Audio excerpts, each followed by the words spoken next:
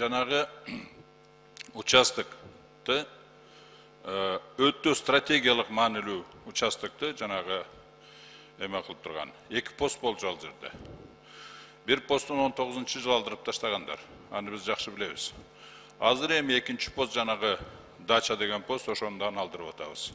Эгер буларды ала турган болсок, биз ушул участоктун контролун толугу менен жолготабыз дагы. Толугу менен сойломо жол менен кирип, ошол участокты ээлеп алганга ачыктан ачык жол берип атабыз. Экинчи маанилүү участок бул 40 деген жайлообуз бар. Ал чыгыш жагында Боруктон. Ал жерде токойлорубуз, кенен жайлоолорубуз бар. Ошол жерди коргош үчүн жанагы булак башы деген пост коюлган болчу.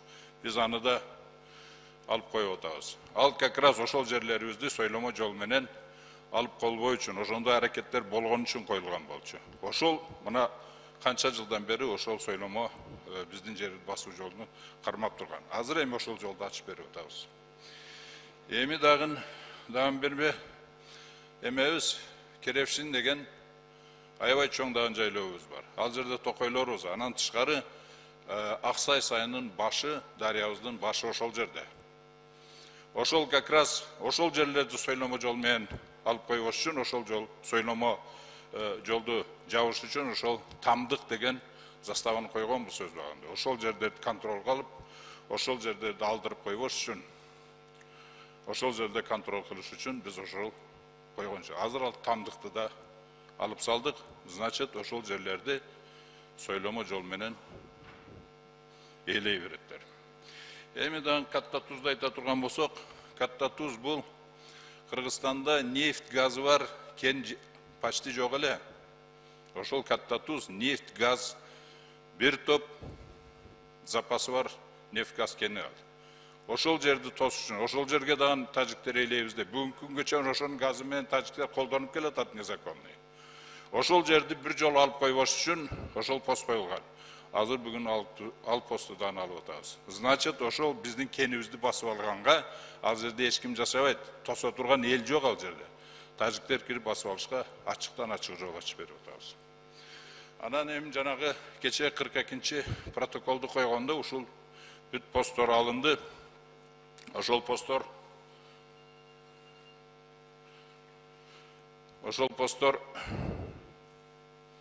алынганда мындай деп айттылар. Ошол посттор, оказывается, азыркы аскердик согуштардын булагы эмиш. Анан ошол эле постторду алып кала турган болсок, булагы жоголот экен дагы түбөлүккө тынчтык болот эмиш. Бул абдан чоңдай адашып атабыз да биз жолубуздан. Абдан чоң. Анан настолько поверхностный анализ, настолько простой, примитивный анализ. Буга эч ким ишенбейт. На самом деле, жанагы кагылышуулардын булагы совсем башка жакта. Кагылышуулардын булагы бүгүнкү Тажикстандын бийлигинин расмий саясатында болуп атат. Ал расмий саясатыны жанагы Тажикстандын тышкы иштер министри оондо выступать этип ачыктан жарык эле айтып койду. Ар түрдүү жалган жалаяктар менен жалаяктарды сүйлөп туруп мындай деп айтып атат. Биринчиси, биздин өтө терең, мына цитатасы менен айтам. Биздин өтө терең өкүнүшүбүзгө дейт, байланыштуу кыргыз тарап 1950 жылдардан бери дейт, өзүн билемдик менен тажиктердин жерин кылдаттык менен басып келишүүдө дейт. Ушул күнгө чейин дейт, Кыргызстан 2110 квадратный километр ашык жерди мыйзамсыз ээлеп келет дейт. Совершенно необоснованный территориальный претензия. Биз аларга 1 метрге дан претензия койгон жокпуз ушул кеңеш. А булар 1110 квадратный километрге претензия коюп атат. Биздин Баткенде болгон эле 17.000 квадратный километр жери бар. Анын деле 90% тоо.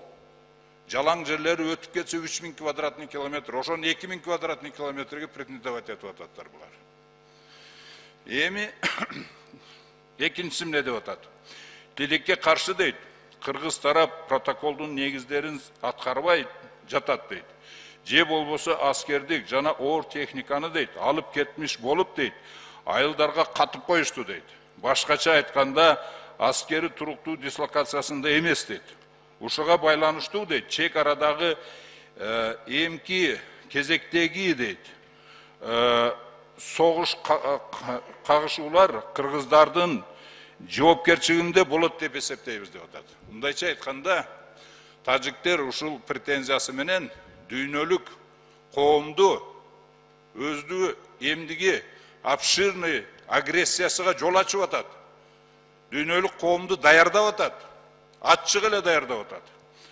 Ал эми мына алардын эмеси жанагы эмеде Ятимовдун жанагы берген интервьюсунда сразу 42-ші протокол коюлду. Бул аччык эле айтып атат. Мир будет соблюдаться до тех пор, дейт, пока будет соблюдаться требования протокола 42, дейт. Ушул эле сөздү 21-жылы согуштан кийин 39-чы протоколду дагы кол койгондо ушул эле сөздү айтты. Азыр бирме-бир кайталады ушуну. Откровенная угроза военной агрессии. Бул протоколдор 39-чы протоколдан, 42-чы протоколду мыйзамсыз эмес. Себеби они подписаны под принуждением. Мажбурлап колдурду ошолго колду. Под угрозой военной агрессии, обширной, полноценной войной угроза кылып туруп койдурду. Бул деген аччык эле агрессиянын эмесин жүргүзүп ататтар. Откровенный эле. Во всеуслышание бүт бардыгы дүйнөнүн алдында айтып атат. Ошондуктан бул эмелер эмеге алып келбейт, тынчтыкка алып келбейт. Ошондуктан мен сиздерге эмнени сунуштайт элем. Берде мен биринчиден еще эме болгондо эле, биринчи согуш болгондо эле февралда эми башталганда эле мен сунуш кылдым эле. Ушул тажик маселесине кандай протоколдор коюлган болсо, ошол протоколду шылтоо кылып, бизге нападение кылып, провокация кылып, согушту ачкандардын ошол шылтоо кылып аткан протоколдордун бардыгын изучать этели деп комиссия түзүп. Ошолордун баарын изучать этип, ошонун системага салайт. Анан кийин ошол кайталанбаш үчүн эмне кылыш керек ошол чечимдерди. Анан кийин ошол протоколдор толугу менен жокко чыгарып салыш керек. Себеби ал протоколдор коюлганы менен эч кандай процессуальный жолду өткөн эмес. Ратификация болгон эмес. Ошондуктан 10го жакын протоколубуз ошол жерде висячка кылып, тажиктерге шылтоо берип атат. Биз жака агрессия кылганга. Еще ошого шылтап туруп, дүйнө жүзүн даярдап атат. Biz agresiya kılavuz. Sebebi Kırgızlar moğonday деп. Bizdi agressor kılıp atatlar. Oşonduktan bunu men oylayım bul emeni uşul vakaçayın komissiyanın emesi bol elek. Bir de eme bizden başka, bizden fraksiyadan başka hiç kim emesini beribedi. Uşunu kayradan jandandırıp bardığınızlardan men soranıp ketem uşul komissiyaga özünüzler müçörörüңүздү жибериңиздер. Andan tышкары ушул протоколдордун бардыгыны тажиктерге военный агрессия кылганга шылтоо болуп аткан протоколдордун бардыгыны биз жокко чыгарышыбыз керек. Ошол жокко чыгарганыбызда анан кийин бул шылтоо болбой калат. Правовой базасы болбой калат агрессия кылганда. Бизде агрессор кылганга эч кандай шылтоолор болбой калат. Ошондуктан мен ушунун бардыгыны эме кылганга.